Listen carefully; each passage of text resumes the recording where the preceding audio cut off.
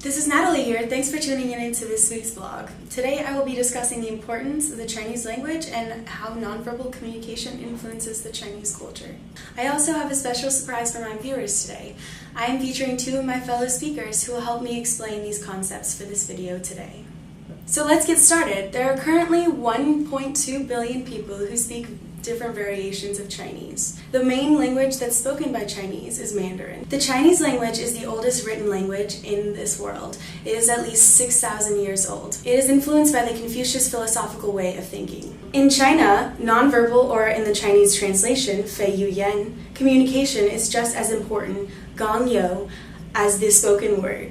Tone of voice, facial expression, and overall body language used in the Chinese culture demonstrates someone's feelings. In comparison, the Chinese gestures are substantially less than the American gestures.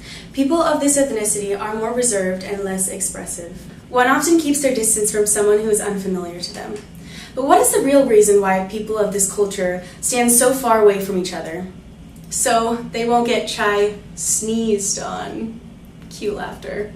Well, anyways, when pursuing the understanding of how language influences this indigenous culture, we must acculate this concept into a couple different elements. In light of our research of this intricate society, China conveys a unique set of terminology. By evaluating some of the Chinese idioms, otherwise translated in Chinese as Changyi, we can also acquire the insight of another aspect of the Chinese language, also interpreted as Yu Yang.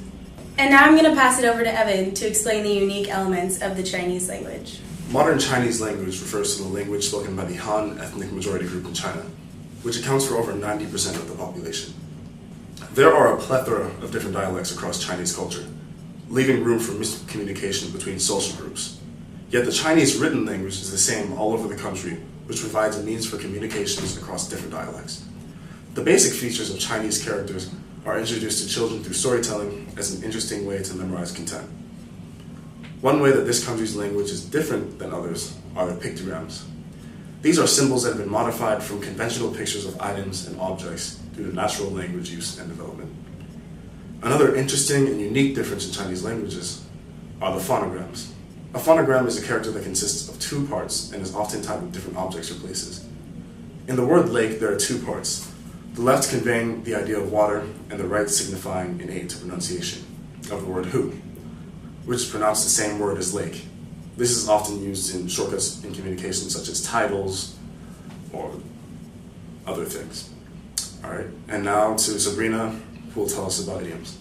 Idioms are frequently used in the Chinese culture, usually consisting of 4 character phrases. The 3 idioms I'm going to show you today are used in everyday colloquial language.